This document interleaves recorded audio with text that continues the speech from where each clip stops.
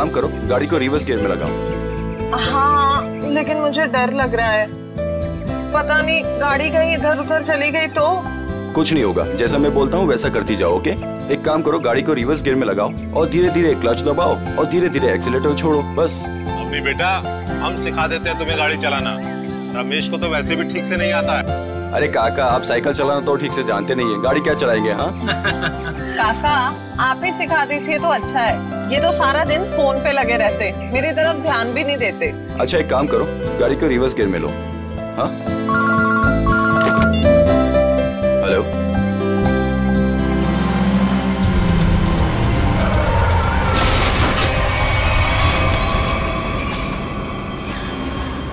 अवनी, ये तुमने क्या कर दिया? हाँ, बदबू कहां से आ रही है?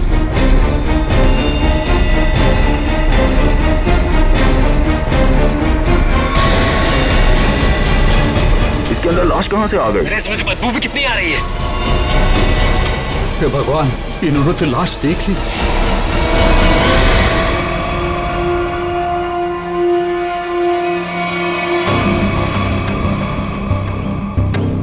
इस मूर्ति का बेस तो एकदम अच्छे से बनाया गया है, कोई लापरवाही की गई ऐसा लगता तो नहीं है।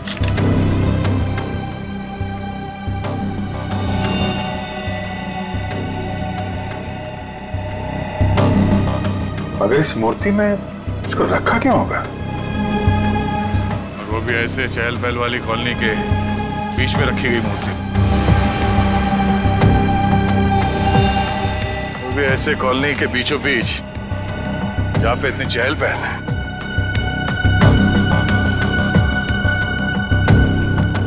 सर, कॉलोनी के लोग काफी घबराए हुए हैं, किसी को नहीं पता है लाश किसकी।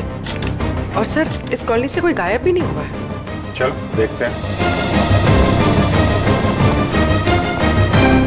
आप लोग प्लीज इन बच्चों को अंदर घर भेज दीजिएगा, ये सब देखना सुनना इनके लिए अच्छा नहीं। प्लीज बच्चों, घर जाके खेलो, जाओ। माँ, आजोबा की मूर्ति में क्या था और उससे इतनी बदबू क्यों आ रही थी?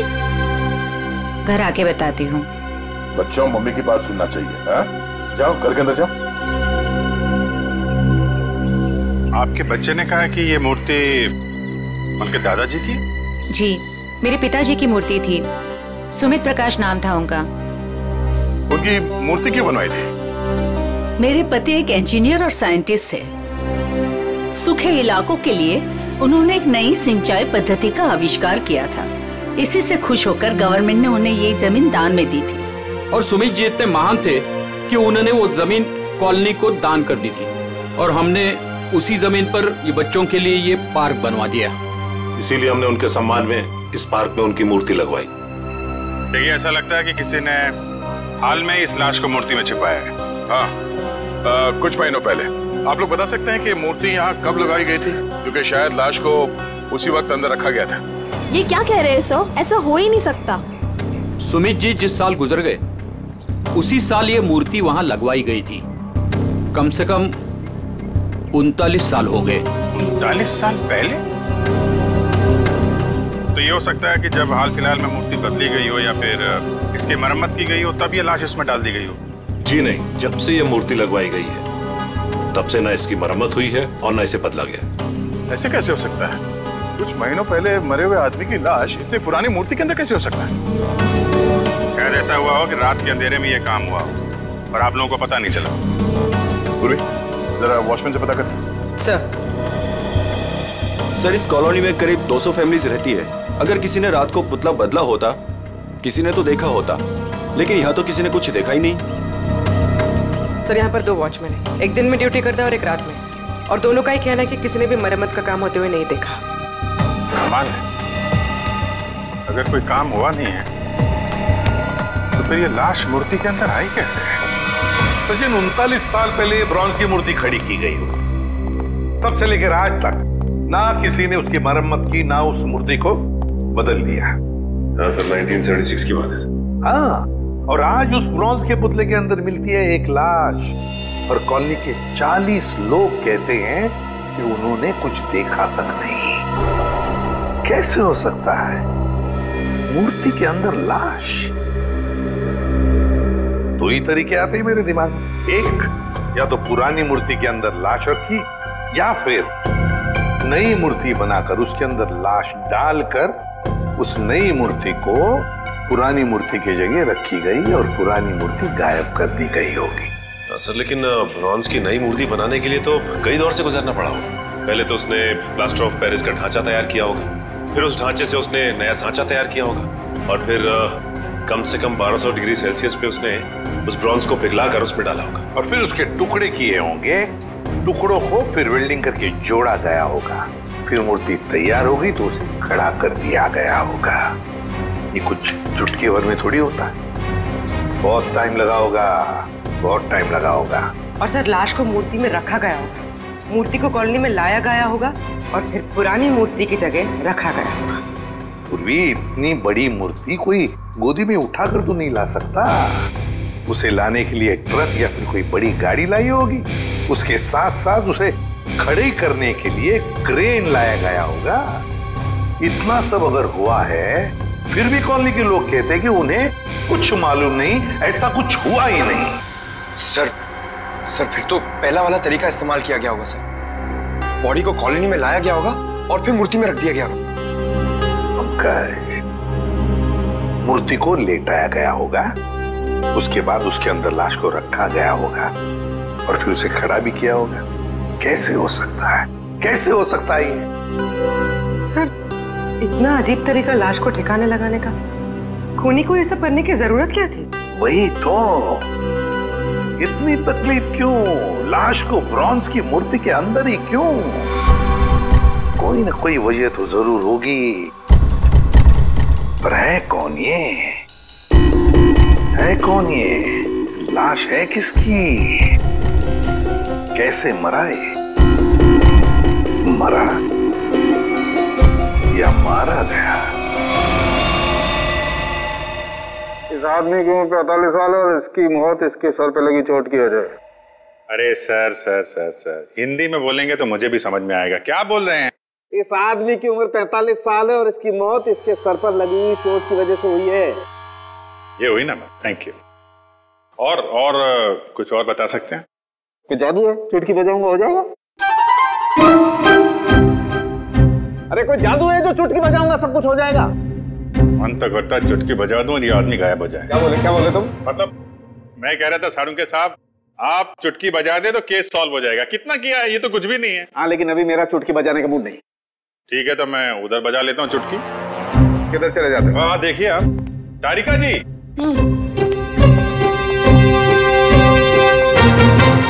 कुछ मिला आईडी वाईडी आपको?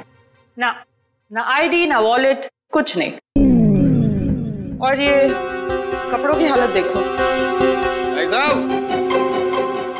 बज गई चुटकी। लेकिन मैं आपको एक चीज बता सकती हूँ। अरे वाह, अब बजी चुटकी। मुझे मालूम था तारिका जी, आप मुझे कभी निराश नहीं करेंगे। बताइए। मैं आपको ये बता सकती हूँ कि ये लाश कितने समय तक उस मूर्ति में थी। अच्छा, कितने समय से?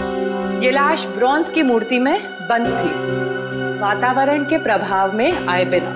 कुछ टेस्ट के बाद ये पता चला है कि 2 महीने से ये लाश उस मूर्ति में बंद थी। ओह, मतलब इस आदमी का खून 2 महीने पहले हुआ है? लगता तो ऐसा ही है। लेकिन सर, किसी ने इस लाश को देखा? किसी ने उस मूर्ति में रखते हुए? कॉलोनी वाले बता रहे थे कि मूर्ति 39 साल पुरानी है। डॉक्टर साहब आप ये बता सकते हैं ये मूर्ति नई है या पुरानी है? ये मूर्ति 39 साल पुरानी नहीं है, नई है। ओह, मतलब इस मूर्ति को वहां पे ट्रक में लाया गया होगा। किसी ने ट्रक को देखा कैसे नहीं? मुझे नहीं पता। सालुंके साहब, किसी ने उस क्रेन को कैसे नहीं देखा जिसके जरिए उस मूर्ति को अपनी जगह पे रखा गया? मुझे नहीं पता। सालुंके साहब, उस मूर्ति में वेल्डिंग कब और कैसे की गई? मुझे नहीं पता, मुझे नहीं पता, मुझे नहीं पता। ठीक है सर, मुझे लगता है लाश की गंध की वजह से सालुंके साहब का दिमाग खराब हो गया है। क्या बोल रहा है? क्या बोल रहा है? क्या बोल रहा है? क्या बोल रहा है? देखो, मुझे परेशान मत करो, मुझे इस लाश का चेहरा भी बनाना है। Don't disturb me. सर आपसे कोई सवाल नहीं करेंगे, आप चेहरा बनाइए। चलो एक बात तो ये पता चल गई कि मूर्ति नहीं है और किसी ने उसमें लाश रखी है। और कैसे सर? कैसे और कब का पता बाद में लगाएंगे, पहले ये पता लगाना है कि ये नई मूर्ति बनाई किसने।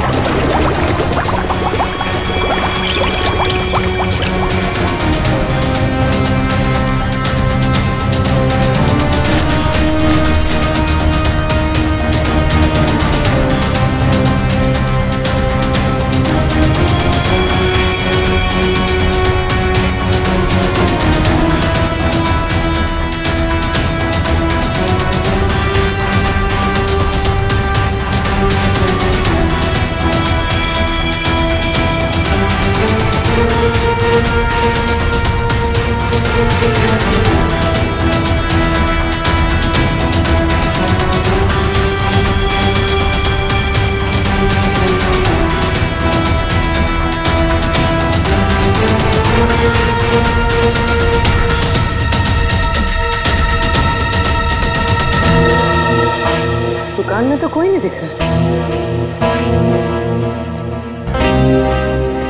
वाह, एक खूबसूरत लड़की मेरे दुकान पे। सीआईडी से हूँ मैं। तो क्या हुआ? लगता है तुम्हारा दिमाग ठिकाने पे नहीं है मिस्टर कुमार। क्या?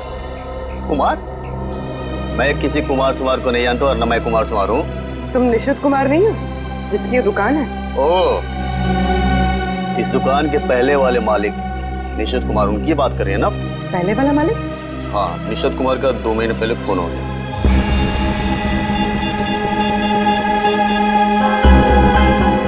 Hello, Abhijit sir.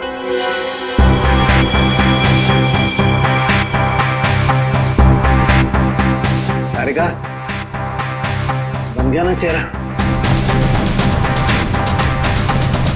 तो इन्होंने ये दुकान निशित कुमार से खरीदी और 2 महीने पहले उनका फोन है। 2 महीने पहले की वो लाश थी ना जो उस मूर्ति में से मिली? हाँ सर, लाश। हाँ लाश। आप ये बताइए कि निशित कुमार के बारे में और क्या जानते हैं आप? सर मुझे ज्यादा पता नहीं है। उनकी माली हालत भी ठीक नहीं थी और कई सालों से उनके पास कुछ काम भी नहीं था। उनके घर का एड्रेस देना। वो घर में अकेली थी। जब मैं बाहर से आई तो देखा चोरों ने उनका गला काट दिया था। शायद मैं यहाँ होती तो उनको बचा सकती थी सर। हम आपकी तकलीफ समझ सकते हैं अर्चना जी, पर क्या आप बता सकती हैं कि क्या क्या चोरी हुआ था? कुछ नहीं, चुराने के लिए है ही क्या घर में? कुछ नहीं था और अब भी नहीं है। आपके पति जो मूर्तियां बनाते थे वो किनके लिए बनाते थे? मेरा मतलब है उनके क्लाइंट्स कौन कौन थे? मुझे पता नहीं, लेकिन उनकी सारी चीजें वो अलमारी में रखते थे। हम वो अलमारी देख सकते हैं? जी। अलमारी देखो जरा।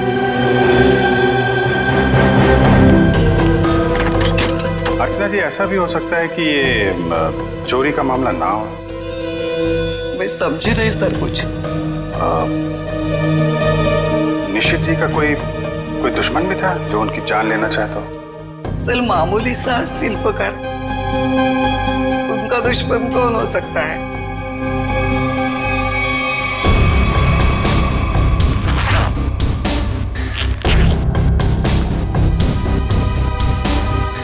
सर, इस फाइल में मूर्तियों की बहुत सारी न्यूज़पेपर कटिंग है सर। वो जो सारी मूर्ति बनाते थे ना, उसका सारा रिकॉर्ड इसी फाइल में रखते थे। और सर ये देखिए। तो ये मामला है सुमित जी की मूर्ति भी इन्होंने बनाई थी 1976 में। अर्चना जी, मूर्ति बनाने वाले अक्सर अपनी बनाई हुई मूर्तियों का एक ढांचा अपने पास रखते हैं कि अगर मूर्ति टूट फूट जाए तो दोबारा बना सके। निशित जी भी ऐसा करते थे क्या? हाँ हाँ, उसके वो सारे ढांचे पिछले बाजू रखते थे। हम वो जगह देखना चाहेंगे।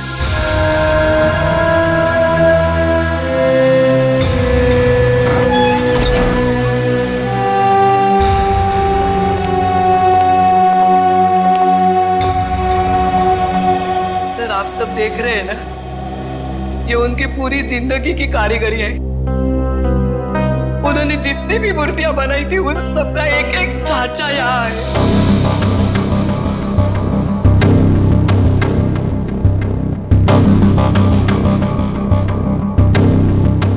वो वाला नहीं दिख रहा है? कौन सा वाला? वो सुमित जी की जो मूर्ति का ढांचा है। वो उस तरफ होना चाहिए।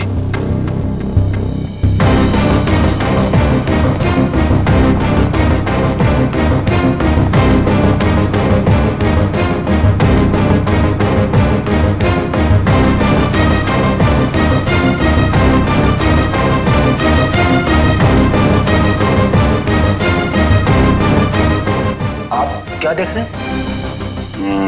ये मिट्टी देख रहे हो? यहाँ पे कोई ढांचा था जो अब नहीं है। अर्चना जी, हाँ? उस सुमित कुमार जी की मूर्ति का ढांचा यहीं पे था? हाँ, यही था। ले गए। सर, आपका मतलब उन चोरों से तो नहीं? सुमित कुमार जी की मूर्ति का ढांचा चोर चुरा के ले गए। निशित जी का खून इस ढांचे की वजह से हुआ है। लेकिन सर, सुमित जी की मूर्ति का ढांचा चुरा के चोर क्या करेंगे? उस ढांचे की मदद से सुमित जी की नई मूर्ति बनाई गई और उस लाश को उसमें डाल दिया गया। लेकिन सर, हमें कैसे पता चलेगा वो लाश किसकी है? साड़ू के साहब लगे हैं ना लाश का चेहरा बनाने में। एक बार चेहरा बन जाए, सारी कहानी सामने आ जाएगी। हाँ डॉक्टर साहब, बन गया चेहरा?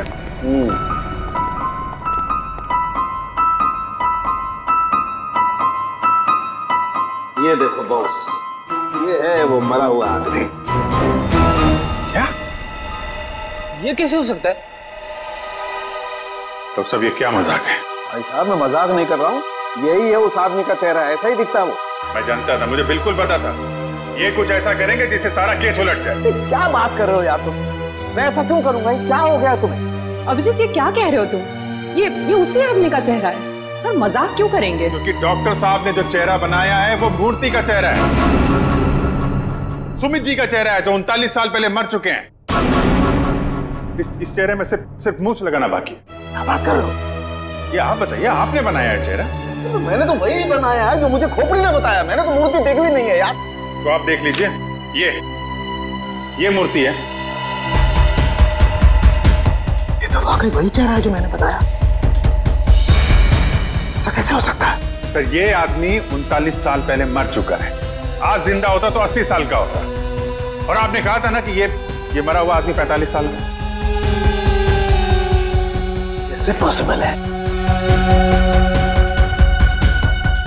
आई एम सॉरी बॉस, मुझे छुट्टी चाहिए। वो आप देखो सर। पहले हम ये पता लगाने की कोशिश कर रहे थे कि लाश को मूर्ति में रखा कैसे गया। अब हमें ये पता लगाना है कि सुमित जी की लाश सुमित जी की मूर्ति में आई कैसे और क्यों।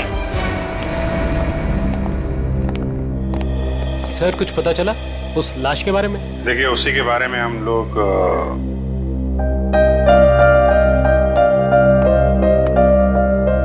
बच्चों, हमें आपकी नानी और मम्मी से कुछ जरूरी बात करनी है। और बातें ऐसी हैं जो आप लोगों को नहीं सुननी चाहिए। तो आप लोग प्लीज अंदर जाइए। क्यों? हम क्यों नहीं सुन सकते? ये बड़ों की बातें हैं, बच्चों का कोई काम नहीं। हमें पता है, हमारे आजोबा की मूर्ति में से लाश मिली है ना। आप उसी के बारे में बात करने आए हो ना? हाँ, और कुछ जरूरी बातें। आप लोग अच्छे बच्चे हो ना? प्लीज अंदर जाओ।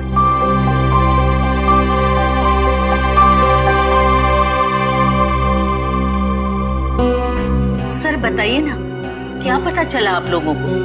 एक्चुअली इस केस की जांच को लेकर हम थोड़ी उलझन में हैं और हमें लगता है कि आप सुलझा सकती हैं इस उलझन को। कैसी उलझन? और मैं कैसे सुलझा सकती हूँ? दरअसल ये सब हमारे परिवार वाले जैसे ही हैं। जब से शादी करके आई हूँ इसी कॉलोनी में रह रही हूँ। ये लोग सब कुछ जानते हैं। आपको जो कुछ भी कहना है इनके सामने कह सकते हैं। ठीक है। आपके पति सुमित जी को गुजरे हुए करीब 39 साल हो गए, है ना? लेकिन सुमित जी की मूर्ति में से हमें जो लाश मिली है वो सुमित जी की है।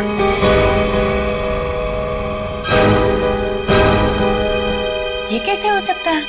ऐसा ही हुआ है। ये देखिए।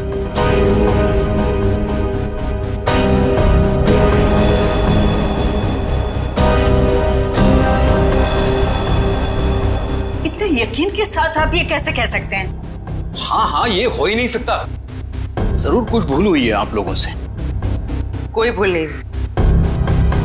ये एक साइंटिफिक मेथड है जिसमें लाश की खोपड़ी का चेहरा बनाया गया है और यही चेहरा बना है सुमित जी का। लेकिन मेरे पिताजी की लाश कैसे आ सकती है? ये मुमकिन नहीं है। वही तो, लाश की उम्र करीब 45 साल की है। आपके पिताजी जिंदा होते तो 80 साल के ऊपर के होते हैं। अब बात यह है कि 80 साल का आदमी 45 साल का कैसे हो गया? ये मैं कैसे जान सकती हूँ? अब आपको नहीं पता तो हमें कैसे पता होगा? चेहरा तो बिल्कुल आपके पति का ही है। सर, उनकी मौत के बाद उनका अंतिम संस्कार मैंने ही किया था। अगर किसी ने लाश बदल दी हो या कहीं किसी तरह वो जिंदा भी होते तो भी 80 साल का इंसान 45 साल का हो ही नहीं सकता। वही तो, यही बात हमें परेशान कर रही है। अच्छा, आपके परिवार में कोई ऐसा आदमी था जो बिल्कुल सुमित जी से मिलता जुलता हो? नहीं, जब से मैं उन्हें जानती हूँ या जब से मेरी शादी हुई है मैंने तो ऐसा किसी को नहीं देखा जो उनकी तरह दिख रहा हो। चूंकि उस मरे हुए आदमी का चेहरा हूबहू आपके पति से मिलता जुलता है और उन दोनों में कोई संबंध है या नहीं, ये जानने के लिए मालती जी हमें आपकी थोड़ी मदद चाहिए। कैसी मदद? अगर आपको बुरा ना लगे तो हमें आपका डीएनए उस मरे हुए आदमी से मिला के देखना होगा। यही एक तरीका है सच्चाई को जानने का।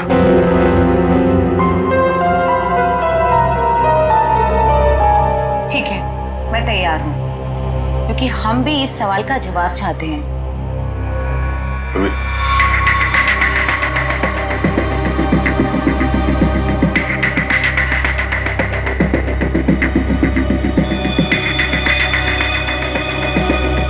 Thank you.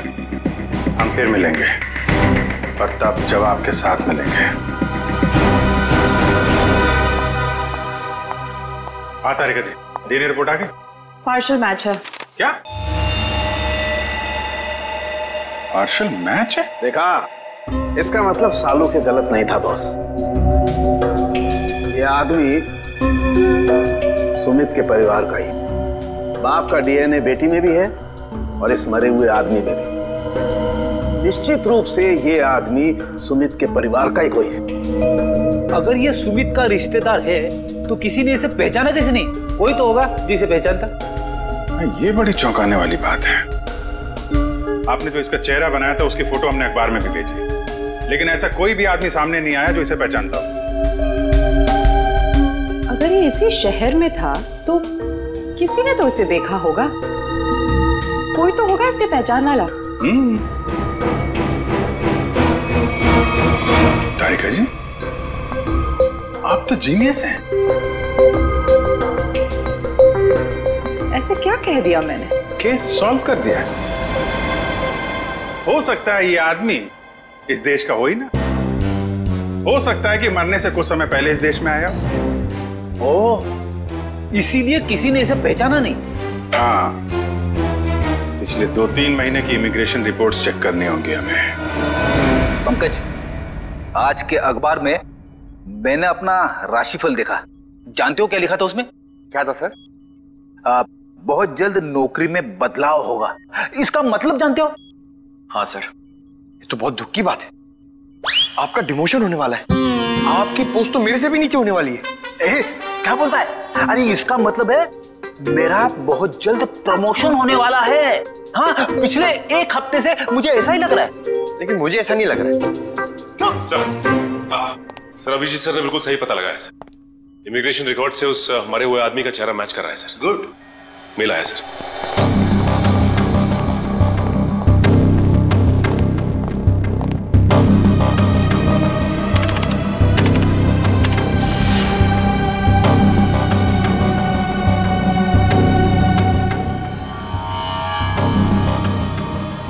सचिन, ये तो बिल्कुल सुमित जैसे ही दिखता है। इसका नाम ब्रेंडन है, उम्र 45 साल और 2 महीने पहले यूके से आया था सर। मतलब आते ही मौत हो गई उसकी। सर इसका नाम तो अंग्रेजों जैसा है पर लगता है इंडियन है। इस ब्रेंडन का घर का पता, फोन नंबर कुछ है? हाँ सर, जरूर। पूर्वी, इस नंबर पे फोन करो। घर का ही फोन नंबर होगा ही। उसके माता पिता से बात करो, मगर सावधानी से। शायद उन बेचारों को पता भी नहीं होगा ब्रेंडन के साथ क्या हुआ है। और देखो बातचीत में कुछ पता चलता है क्या इस ब्रेंडन के बारे में। सर। हाँ सर, मैं सीआईडी छोड़ रहा हूं। अब और बर्दाश्त नहीं होता। मैं पागल हो जाऊंगा। क्यों? ऐसा क्या हो गया? इस केस में बहुत कंफ्यूजन है और सबसे बड़ी बात तो यह है कि वह आदमी अंग्रेज निकला। मेरा दिमाग फट जाएगा सर। मैं भी छुट्टी पे जा रहा हूँ सालू के साथ। अभी जाओ, अभी जाओ इसी वक्त। बोरिया भी सरा बांधो, निकल जाओ सीआईडी से। जाओ और कुछ समय बिताओ अपनी बीवी के साथ, शायद कुछ अकल आ जाएगी। जाओ। सर, आपका राशिफल तो सही निकला। नौकरी में बदलाव मतलब आपका रेजिग्नेशन, इस्तीफा।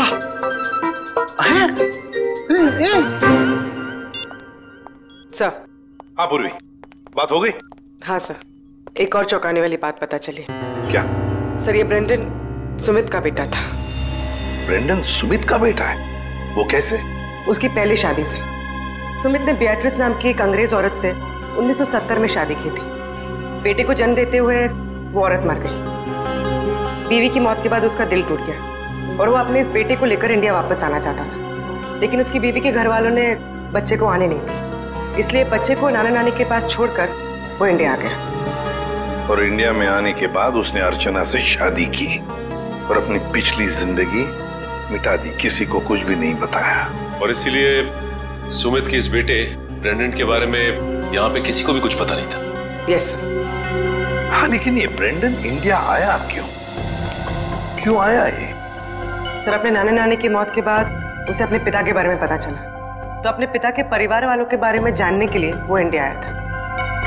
कोई आदमी अपने परिवार के बारे में जानने के लिए इंडिया आता है और यहाँ पर उसका खून हो जाता है।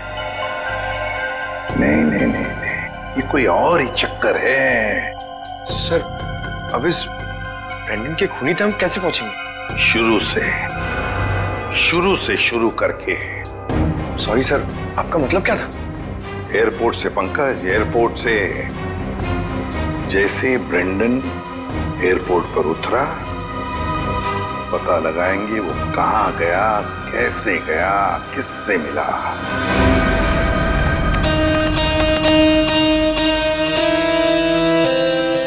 सर, ये फुटेज एयरपोर्ट के अराइवल गेट की है सर, जब ब्रेंडन इमिग्रेशन से बाहर निकल चुका था।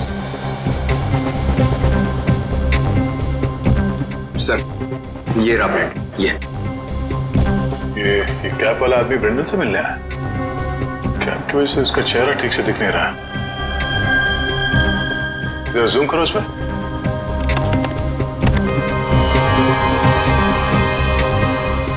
ऐसा लगता देखिए, जानबूझकर ये आदमी अपना चेहरा छुपा रहा है। ये चाहता नहीं है कि उसका चेहरा कैमरे पे कैप्चर हो। आगे बढ़ो। सर, ये दोनों तो पार्किंग की तरफ गए। इसका मतलब इस कैब वाले आदमी की गाड़ी पार्किंग में है। एक काम करो, इन दोनों के बाहर निकलने से आधे घंटे तक जितनी भी गाड़ियां एयरपोर्ट के पार्किंग लॉट से बाहर निकली है, उन सब के डिटेल्स निकालो। पता चल जाएगा इस कैब वाले की कौन सी गाड़ी है। सर, वो आदमी ब्रेंडन को जब एयरपोर्ट की पार्किंग में लेके गया, उसके आधे घंटे बाद तक ये सारी गाड़ियां बाहर जाती रही सर। बस वे ठीक है, एक एक को फोन करो और पता लगाओ किस पैसेंजर को इन्होंने एयरपोर्ट से पिकअप किया और कहां जाके छोड़ा। हेलो जी, मैं सीआईडी से इंस्पेक्टर सचिन बोल रहा हूँ। अच्छा, ये बताइए कि 15 फरवरी को आपकी कार इंटरनेशनल एयरपोर्ट पे गई थी किसी को छोड़ने के लिए? आप क्या करने गए थे? किसी को छोड़ने गए थे? मिसेस आंचल कुमार। ओके पूर्वी। Okay okay. क्या? किसको छोड़ने गए थे? Peter Frank. अच्छा, ये कौन सी फ्लाइट से आए? ओके।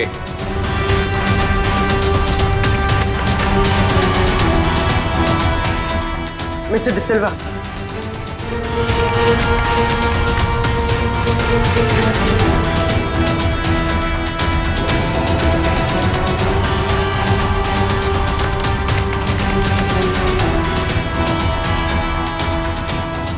ओके पूर्वी, अब बचा है सिर्फ एक नंबर, ये VH 543259।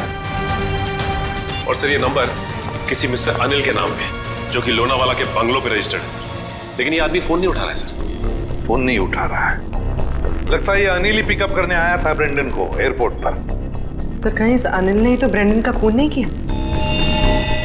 हो सकता है पूर्वी, एक बात तो पक्की है, इस अनिल का जरूर कोई ना कोई संबंध है ब्रेंडन के खून के साथ। सरकार के रजिस्ट्रेशन के हिसाब से अनिल जी का घर यही है। काफी पैसे वाला लगता है ये अनिल जी। इतना बड़ा बंगला, वो कार। लेकिन इस अनिल जी को ब्रेंडन से क्या काम पड़ गया? सर, मुझे तो लगता है कि इस ब्रेंडन को इंडिया में कोई जानता ही नहीं होगा। ब्रेंडन को इंडिया में कोई जानता नहीं था तो ये अनिल एयरपोर्ट क्यों गया था उन्हें लेने? उसके बाद ये ब्रेंडन गायब कहाँ हो गया? कोई दरवाजा खोल क्यों नहीं रहा? जी, कौन है आप लोग और क्या चाहिए? आपके मालिक अनिल जी से मिलना है। कहाँ है वो? वो नहीं है। आप क्यों पूछ रहे साहब? देखिए, बेमतलब परेशान मत करिए, नहीं तो अभी पुलिस को फोन कर देंगे। हम लोग सीआईडी से हैं। सीआईडी?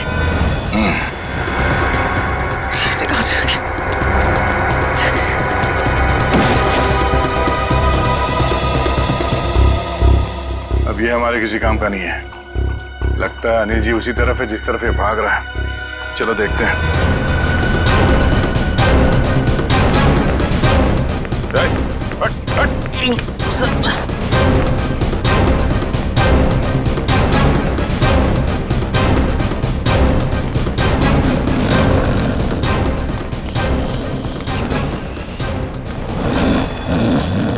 लगता है यही अनिल जी है।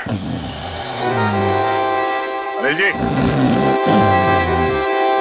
मालिक और नौकर एक साथ शराब पी रहे थे यहाँ पे। अनिल जी,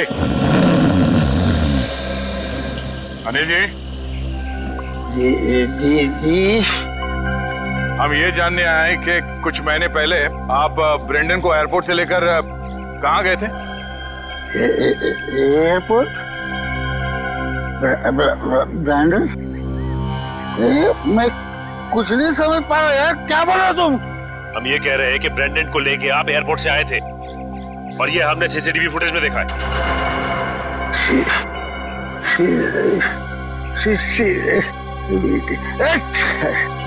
अनिल जी, आपकी कार कौन सी है?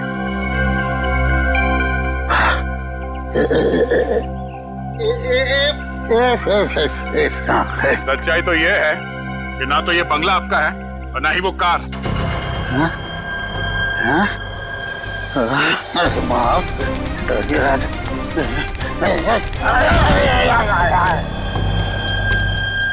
अब सच बताओ। सर मैं कुछ नहीं जानता सर मैं तो एक मामूली सा वॉचमैन हूँ सर। वॉचमैन, ये मेरा मालिक है ना, मालिक, उसने अपना बंगला और कार मेरे नाम पर कर दिया सर। ये मेरा कुछ भी नहीं है सर। तो फिर किसका है? सर मैं कैसे बोलूं सर, मेरी जान चली जाएगी सर। देखो तुम चिंता मत करो, कुछ नहीं होगा तुम्हें। सिर्फ ये बताओ किसने कहा था तुम्हें ये सब करने के लिए? क्या बात है, आप लोगों ने हमें यहाँ क्यों बुलाया? कुछ पता चला क्या? हाँ, एक चौंकाने वाली कहानी। ये कहानी हम आप लोगों को भी सुनाते हैं। इस कहानी को हम वहां से शुरू करते हैं जब सुमित जी को सरकार ने जमीन दान दिया था। उस जमीन में सिर्फ एक छोटा सा गार्डन नहीं था, बल्कि वो जमीन भी था जिसपे आज मॉल बना हुआ है आपके कॉलोनी के पीछे। लेकिन इस बात का पता हमें क्यों नहीं चला? क्योंकि आप लोगों से पहले कुछ और लोगों को पता चल गया। उन्हें यह भी पता चल गया कि सुमित जी अपनी पूरी जमीन को बच्चों के पार्क के लिए दान करना चाहते हैं, और ये बात उन्हें अच्छा नहीं लगा। उन्होंने सुमित जी को रोकना चाहा। जब सुमित जी नहीं माने तो उनका फोन कर दिया। क्या? जी हाँ, सुमित जी का एक्सीडेंट कोई एक्सीडेंट नहीं था। इसकी प्लानिंग की थी उन लोगों ने, और उन लोगों ने जमीन का एक छोटा सा हिस्सा आपके कॉलोनी को दिया और बाकी बिल्डर्स को बेच दिए। वो मॉल जहाँ पे खड़ा है वो जमीन। बिल्डर से मिले पैसे से ऐश कर रहे हैं वो लोग। उनके पास देश विदेश में बहुत सारे घर हैं, बंगलो हैं, ढेर सारी गाड़ियां हैं, और ये बात किसी को नहीं पता, उनके दोस्तों और परिवार वालों को भी नहीं। और सुमित जी का बेटा ब्रेंडन जब अपने परिवार वालों से मिलने इंडिया आया तो उसे भी मार दिया गया। क्यों, ये हमें मालूम नहीं। और फिर बेटे की लाश को पिता की मूर्ति में छुपा दिया। अब ये कैसे किया है ये हम जानना चाहते हैं। लेकिन वो कौन लोग हैं? यही हैं वो लोग। सच तो ये इसी कॉलोनी में रह रहे हैं, धोखे और खून से कमाए हुए पैसों पर ऐश कर रहे हैं, लेकिन हम उन्हें जानते हैं।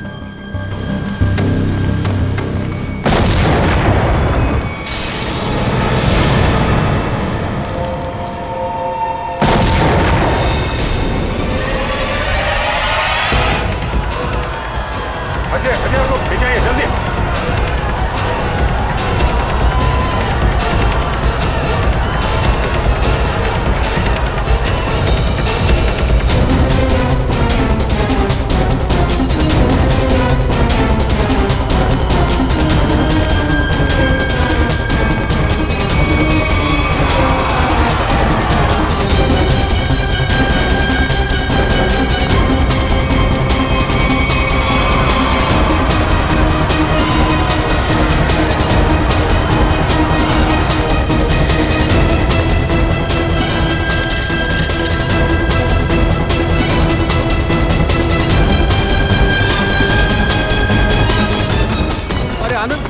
संभालना यार। अरे अरे क्या हो रहा है ये?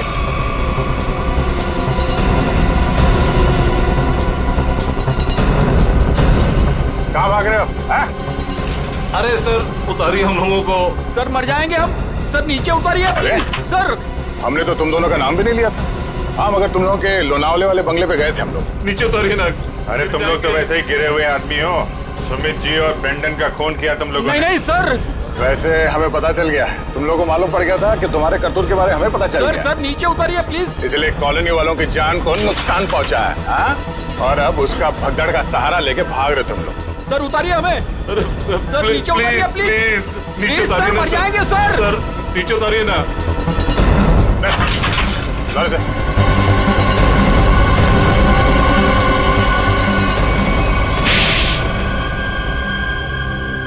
लेकिन वो तो आपके दोस्त थे, फिर आपने उनको क्यों मार दिया? क्योंकि इनके लिए पैसा दोस्ती से ज्यादा मायने रखता है। लेकिन ब्रेंडन को क्यों मारा?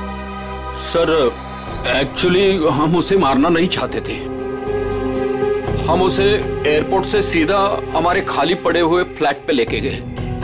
हमने सोचा था हम उसके बाप के मरने की झूठी कहानियां सुनाकर उसको यूके वापस भेज देंगे, और उसने हमारी वो बातें सुन ली थी जिसमें हमने सुमित को मारने का जिक्र किया था।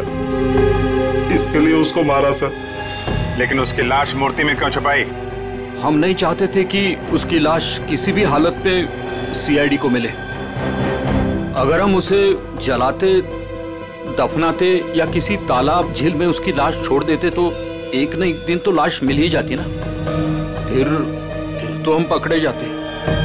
इसलिए हमने उसकी लाश सुमित की मूर्ति के अंदर डाल दी थी ताकि कोई ढूंढ ना सके। इसीलिए तुम लोगों ने निशित को मार दिया और उसके गोडाउन से सुमित जी के पुतले का ढांचा को चुरा लिया और नई मूर्ति बनाई। हा?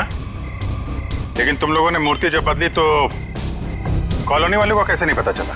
वो सर, हमने एक दिन पूरे कॉलोनी वालों को रात के खाने की दावत दी थी और हमने उनके खाने में नींद की गोलियां डाल दी थी।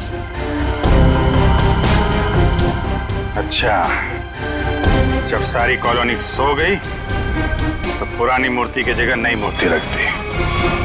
अगर अवनी अपने कार से उस मूर्ति को ठोकर नहीं मारती तो इनके काले कारनामों से पर्दा नहीं हटता।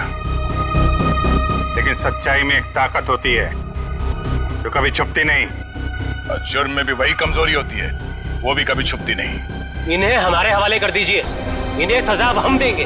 हाँ सर, इन्होंने हमें धोखा दिया है, ये हमारे गुनहगार है। नहीं सर, हमें अरेस्ट कर दो, ये लोग मार डालेंगे। हमें अरेस्ट कर लीजिए सर। तुम्हें सजा देने का हक अगर हमारे हाथ में होता तो हम तुम्हें इनके हवाले कर देते। हमारे हाथ बंधे हुए हैं, वरना निखिल, पंकज ले जाओ इन्हें।